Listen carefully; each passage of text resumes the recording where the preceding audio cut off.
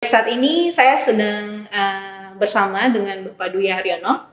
Beliau adalah perancang peraturan perundang-undangan di Direktorat Perundang-undangan PKN, dan khusus kita akan mengupas seputar pegawai pemerintah dengan perjanjian kerja. Dan ini menuai banyak pertanyaan, Pak, di media sosial BKN juga mengenai sebenarnya apa itu pegawai pemerintah dengan perjanjian kerja.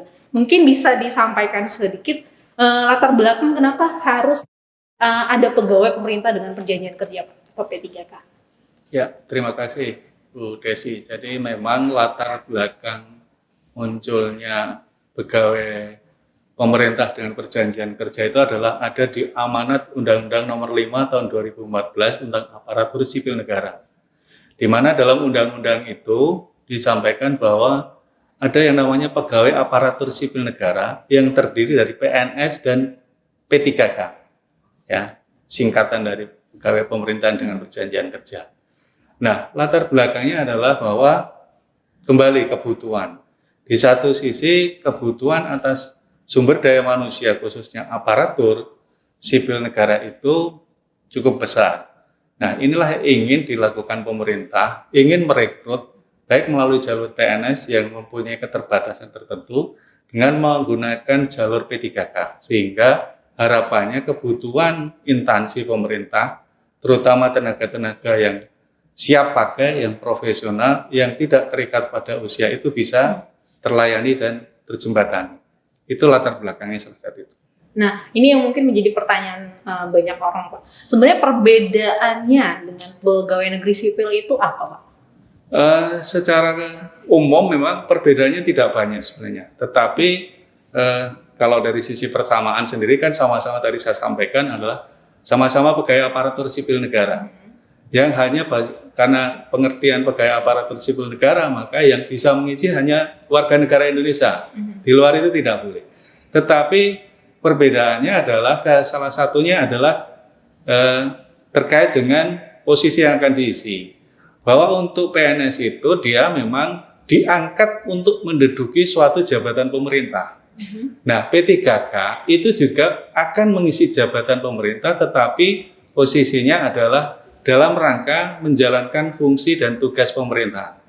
Jadi dia tidak posisinya duduk dalam jabatan dalam pengertian bahwa dia akan mempunyai karir segala itu tidak. Itulah perbedaannya. Kemudian perbedaan yang lainnya adalah terkait juga dengan hal yang krusial adalah karena ini sifatnya semacam percepatan untuk memenuhi kebutuhan dari pegawai ASN, maka posisi pengangkatannya pun mekanismenya juga beda. Kalau PNS ada yang namanya masa percobaan selama 1 tahun. Yang dimaknai adalah di situ yang bersangkutan akan dilakukan atau dilatih dengan pelatihan dasar untuk bisa siap dalam jabatan itu. Tetapi kalau P3K yang bersangkutan itu justru langsung diangkat dalam jabatan itu tanpa melalui masa percobaan. Karena tadi mereka memang diharapkan betul-betul sudah profesional, sudah betul-betul sudah kompeten dalam jabatan yang diisi oleh yang bersangkutan. Itulah yang perbedaan yang sebenarnya justru kalau saya lihat itu justru menunjukkan keuntungannya kalau kita masuk lewat jalur P3K. Ya, karena apa? Contoh misalnya, ketika seorang calon pegawai negeri sipil sebelum diangkat PNS ada masa sekitar 1 tahun, dia hanya akan diberikan gaji 80%. Sedangkan P3K, begitu yang bersangkutan diangkat menjadi P3K, maka akan dibayar 100% gaji pokoknya. Itu salah satu justru kalau memang itu perbedaan, tetapi justru itu menunjukkan keuntungannya kalau kita masuk lewat jalur P3K. Nah, mungkin peruntukan jabatan yang dapat diisi oleh P3K ini mungkin bedanya dengan pegawai negeri sipil ini apa? Nah, perbedaannya tadi saya sampaikan, tidak ada 3 klaster jabatan yang bisa diisi oleh P3K. Yang klaster pertama itu adalah jabatan fungsional tertentu atau kemudian juga jabatan pimpinan tinggi. Jadi jabatan pimpinan tinggi khususnya untuk utama dan madya itu bisa diisi P3K. Tanpa harus mulai dari start nol sebagai calon PNS. Bayangkan kalau seorang PNS ingin duduk di jabatan pimpinan tinggi, dia harus mulai start dari bawah. Tapi P3K tidak. P3K justru bisa melamar langsung ke jabatan pimpinan tinggi itu. Kemudian klaster ketiga itu yang saat ini belum ada adalah ada ruang nanti ada jabatan-jabatan yang ditetapkan oleh Kementerian PAN yang dapat diisi P3K untuk mengisi jabatan-jabatan yang bukan jabatan struktural, tetapi menjalankan fungsi manajemen pemerintahan. Nah, ini ada 3 klaster. Nah, klaster yang pertama tadi yang jabatan fungsional, ini sudah ada Peraturan Presiden Nomor 38 Tahun 2020. Dari sekitar 240 lebih jabatan fungsional, di Peraturan Presiden Nomor 38 Tahun 2020 itu ada 147 jabatan fungsional yang bisa diisi oleh P3K. Ya, dan memang ini memang perbedaan dengan PNS, tetapi kembali bahwa ada keuntungan justru kalau kita posisinya bisa, ibarat kita bisa percepatan untuk duduk dalam suatu jabatan. Ya, bayangkan kalau misalnya seorang calon PNS untuk diangkat dalam jabatan fungsional saja, dia harus melalui proses calon PNS. Kemudian baru diangkat dalam jabatan fungsional ini. Kalau P3K tidak, P3K itu justru begitu mereka melamar misalnya jabatan fungsional guru, begitu diangkat, dia sudah langsung ke posisi guru. Ya, tidak, bahkan sudah bisa diberikan tunjangan fungsionalnya kalau memang dia sudah memenuhi persyaratan. Itu berbeda. Tapi skema pengangkatannya tetap sama ya Pak, lewat seleksi gitu? Ya. Atau ada tahapan perbedaan seleksinya? Kalau dari sisi seleksi semua, baik PNS maupun P3K itu tetap melalui proses seleksi, karena ini amanat Undang-Undang Nomor 5 Tahun 2014. Jadi ada proses penyusunan kebutuhan baik PNS maupun P3K, kemudian setelah ditetapkan kebutuhannya, maka akan dilakukan proses seleksi untuk menentukan warga negara Indonesia mana saja yang sudah melamar dan memenuhi kriteria persyaratan yang dibutuhkan. Nah, perbedaannya adalah ketika kita misalnya melamar sebagai P3K, begitu kita dinyatakan lulus, maka akan ditetapkan SK pengangkatan calon P3K. Berdasarkan SK pengangkatan calon P3K itu kemudian diajukan usul ke BKN untuk ditetapkan nomor induk P3K-nya. Nah, setelah yang bersangkutan ditetapkan nomor induk P3K-nya, maka PPK atau pejabat pembina kepegawaian, baik gubernur, bupati, wali kota, atau menteri, atau pimpinan lembaga non-kementerian, bisa menetapkan SK pengangkatan P3K yang bersangkutan. Dan setelah itu yang bersangkutan bisa bekerja, ya, bekerja dan menerima penghasilan. Nah, ngomongin penghasilan nih, ini salah satu mungkin yang jadi pertanyaan itu adalah hak-hak kepegawaiannya. Nah, kan kita tahu pegawai negeri sipil beberapa sejumlah hak kepegawaiannya ada. Nah, itu sama nggak nih dengan si yang akan dimiliki oleh P3K? Iya, menarik kalau kita bicara penghasilan kan semua orang tentu bekerja orientasinya akan penghasilannya. Take home dia, pay home-nya dia berapa. Nah, ini yang menarik. P3K itu memang dia di amanat Undang-Undang Nomor 5 Tahun 2014 maupun di PP 49 Tahun 2018 terkait dengan manajemen P3K mempunyai terkait dengan hak-hak selain gaji, yang bersangkutan juga dapat cuti, kemudian yang bersangkutan juga bisa mengikuti pengembangan kompetensi. Kalau mereka punya kinerja yang baik, yang bersangkutan itu juga akan mendapat penghargaan. Penghargaannya sama dengan penghargaan yang diterimakan PNS. Kemudian yang bersangkutan juga punya jaminan. Jaminan apa? Jaminan hari tua, jaminan kesehatan, jaminan kecelakaan kerja, termasuk juga jaminan kematian, dan bantuan hukum. Perbedaannya bantuan hukum ini adalah dalam pengertian bahwa selama yang bersangkutan melaksanakan tugas jabatannya, kemudian ada masalah hukum, maka yang bersangkutan berhak dibantu oleh pemerintah. Nah, mungkin yang menjadi perbedaan yang selama ini jadi pertanyaan adalah terkait pensiun. Tetapi amanat di undang-undang maupun di PP ke depan tetap akan diatur terkait dengan jaminan hari tua tadi. Karena apa? Sama-sama kalau di PNS itu ada yang namanya regulasi Undang-Undang 11 tahun 1969 yang mengatur pensiun PNS. Bahwa pegawai negeri yang telah memberikan jasa akan diberikan kontribusi yang namanya pensiun. Maka harapannya juga pemerintah ke depan itu ingin mereka yang juga sudah berjasa itu diberikan jaminan juga, walaupun bentuknya memang masih dalam format yang dicari. Karena permasalahannya adalah P3K ini kan kontraknya beda-beda. Ada yang dikontrak 1 tahun, ada yang 5 tahun, bahkan bisa diperpanjang. Nah ini yang perlu ada formula khusus yang diatur oleh pemerintah. Tetapi amanat di ketentuannya bahwa diharapkan mereka juga ada jaminan tersendiri untuk ibaratnya menghargai kinerja yang sudah diberikan kepada negara. Oh, jadi penghargaan yang ketika mereka mengakhiri masa jabatannya ini masih digarap lagi ya Pak ya.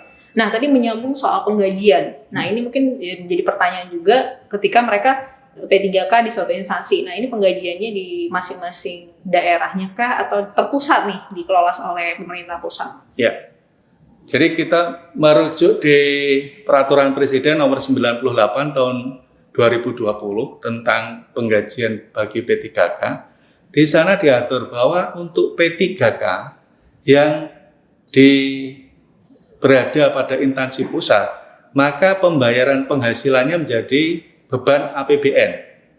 Sedangkan untuk P3K yang berada di daerah, yang artinya yang bekerja untuk instansi pemerintah daerah, maka beban penghasilannya dibebankan pada APBD. Itu sudah ada di ketentuan di di Peraturan Presiden Nomor 98 tahun 2020. Termasuk di situ diatur juga besarannya. Jadi ada mekanisme pembayarannya, ada mekanisme bayaran, kemudian berapa besaran yang diterimakan setiap P3K.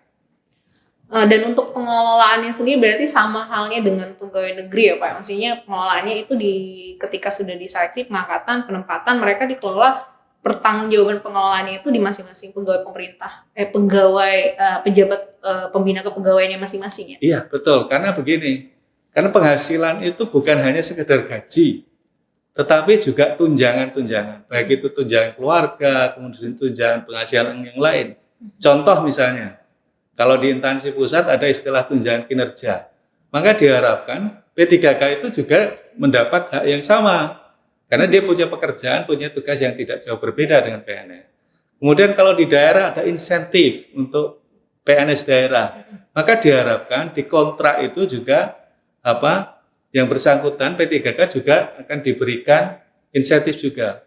Maka ketika pada saat penandatangan perjanjian kerja antara pejabat pembina kepegawaian dengan P3K itu di situ clear, sudah harus disebutkan berapa dia terima gajinya, berapa dia terima tunjangannya. Itu sudah tegas harus disebut di situ, sehingga sejak awal P3K itu tahu berapa yang akan diterima. Ya dia tidak usah nyari regulasinya, baca peraturannya, dia sudah tahu karena dia sejak awal dia sudah tahu ini yang akan dia terima dari negara ke atas kinerja dia. Ya. Nah, dan terakhir mungkin ya soal masa kontrak kerja. Nah, ini kan minimal 1 tahun, maksimal 5 tahun, dan mungkin ini yang mengkhawatirkan justru bagi mereka yang mungkin ingin melamar menjadi P3K, seolah-olah dia Pak ya, lebih kayak bagaimana mereka ketika memperpanjang kontrak kerjanya, apakah hanya minimal 1 tahun atau setelah 5 tahun mereka harus melamar kembali jadi P3K? Ya. Begini, terkait dengan masa kontrak. Sudah ada di ketentuannya di Undang-Undang 5 maupun di PP 49 itu bahwa P3K dikontrak terikat dengan masa hubungan kerja itu sekurang-kurangnya 1 tahun. Maksimalnya sebenarnya di ketentuan tidak diatur, tetapi kebijakan dari pemerintah mengikuti penyusunan kebutuhan PNS per 5 tahun, maka maksimalnya 5 tahun. Ada ketentuan di Peraturan Menpan Nomor 70 Tahun 2020. Ya, jadi masa hubungan kerjanya sekurang-kurangnya 1 tahun, paling lama 5 tahun. Nah, bagaimana dengan perpanjangannya? Kembali perpanjangan itu kembali kepada esensi dari P3K. P3K itu direkrut adalah untuk memenuhi kebutuhan sumber daya manusia di instansi pemerintah.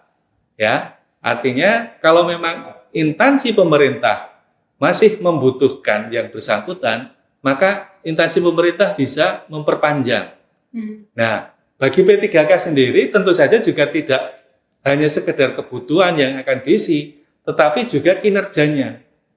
Ketika kinerjanya baik, tentu pemerintah, pejabat pembina kepegawaiannya ingin mempertahankan, maka dia bisa diperpanjang.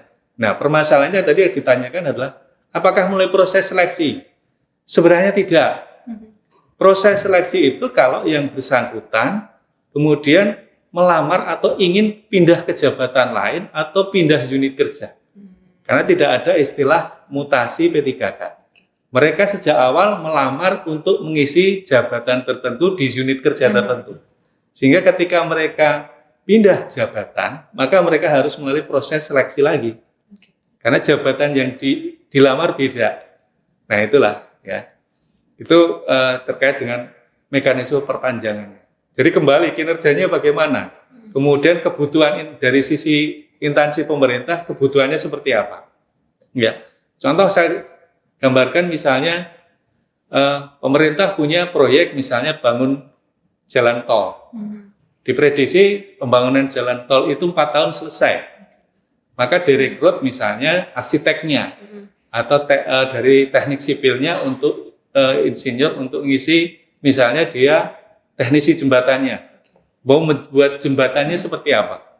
Direkrut. Begitu sudah selesai proyeknya 4 tahun, sebenarnya kan sudah selesai. Kebutuhan pemerintah sudah selesai, dia sudah tidak butuh tenaga itu lagi. Tetapi kalau misalnya kemudian ternyata ada proyek yang lain, ya, yang masih di bawah instansi itu, sebenarnya pemerintah bisa saja memperpanjang. Tetapi kalau sudah tidak dalam jabatan tadi teknisi jembatan, dia mau ke jabatan lain harus tetap proses seleksi. Seperti itu, ya. Tapi kembali kalau teknisi jembatannya kinerjanya juga tidak beres, baru bangun aja jembatannya sudah ambrol, tentu pemerintah juga pikir-pikir akan memperpanjang, tunggu dulu. Ya, itulah. Nah, mungkin kalau yang ini, kalau misalnya nih, saya P3K, lalu masa kontrak saya sudah selesai. Nah, saya bisa melamar jadi CPNS nggak? Nah, ini yang pertanyaan yang sering. Kalau sudah selesai.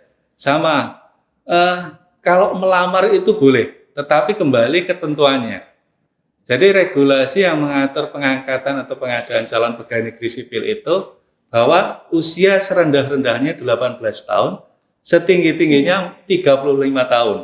Kecuali untuk 4 jabatan, ada dokter, kemudian peneliti, dokter pendidik klinis, satunya lagi saya agak lupa, kalau nggak salah rekayasa. Itu dia bisa sampai usia 40 tahun. Di luar 4 jabatan itu ada peraturan presiden yang mengatur, ya, itu tidak bisa, maksimal 35 tahun. Tetapi kalau tetap ingin jadi P3K, dia tidak terbatas usia, karena ketentuannya serendah-rendahnya untuk melamar P3K itu usianya 20 tahun. Jadi bisa saja kalau dia sudah misalnya selesai P3K, dia usianya dia dikontrak 5 tahun, ya. Padahal dulu waktu diangkat P3K usia 33 tahun, begitu dia selesai kan dia sudah usianya 38 tahun. Kalau dia melamar CPNS tentu nggak bisa, karena dia usianya sudah di atas 35. Tetapi ruang untuk dia melamar P3K masih bisa. Artinya dia masih bisa melamar sebagai pegawai aparatur sipil negara. Berarti ketika masa kontraknya habis, ya P3K yang bersangkutan sebenarnya bisa ngelamar lagi ke, misalnya kalau dia ingin melamar ke instansi yang berbeda, misalnya. Karena kadang orang bekerja itu begitu sudah masuk di satu unit, ternyata bukan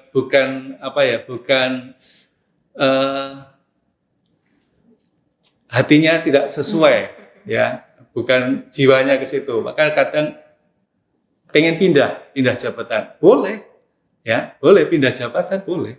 Tapi dia harus tetap melalui proses seleksi, karena memang amanatnya di undang-undang pengadaan pegawai aparatur sipil negara itu tetap melalui proses seleksi. Oke. Ya. Mungkin sebagai penutup Pak, kita bisa katakan PNS dan P3K itu sebenarnya sama, setara. Ya. Mereka sama-sama aparatur sipil negara, hanya ada perbedaan mungkin di unsur-unsur Pak, hak kepegawaiannya, mungkin pengaturan skema kerjanya antara PNS dan P3K mungkin bisa disimpulkan ke kita garis besar pengelolaan perbedaan P3K dan PNS. Ya, tadi memang hampir sama, saya bilang tidak bisa 100% sama. Contoh misalnya hak cuti, ya, hak cuti P3K itu sama, dia dapat hak cuti tahunan, dapat hak cuti sakit, hak cuti melahirkan, tetapi dia tidak punya hak cuti di luar tanggungan negara. Karena apa? Karena hak cuti tanggungan negara itu bisa diberikan selama 3 tahun. Nah, bisa dibayangkan kalau misalnya P3K dikontrak 1 tahun, tapi dia minta cutinya 3 tahun. Nah, itu makanya tadi saya sampaikan tidak bisa 100% sama. Ada beberapa hal yang agak beda. Tetapi bukan kemudian itu mengurangi bahwa yang bersangkutan tidak punya hak. Tetap dia punya hak. Ya, hak cutinya masih ada. Ya, pengembangan karir yang walaupun dia hanya dikontrak 1 tahun, itu tetap pemerintah punya kewajiban mengembangkan karir, pengembangan kompetensi, pengembangan kompetensi. Karena apa? Ketika seorang P3K dia ditingkatkan kompetensinya, sebenarnya yang untung itu siapa? P3K atau pemerintah? Tentu pemerintah, karena dia selain sudah punya tenaga yang tadi direkrut sejak awal sudah punya kompetensi, kemudian ditingkatkan kompetensi, performanya yang meningkat bukan hanya performanya dari P3K, justru performa unit kerja, performa dari instansi pemerintah yang bersangkutan itu juga akan secara signifikan akan meningkat. Itulah maka diberikan kewajiban pada pemerintah untuk itu. Jadi intinya jangan ragu untuk menjadi P3K ya Pak. Iya. Karena seluruh unsur-unsur kepegawaiannya bisa dikatakan kurang lebih sama dengan PNS walaupun memang ada perbedaan di skema kerjanya, kontrak kerjanya seperti itu. Corong Edukasi, pusat informasi pendidikan terupdate.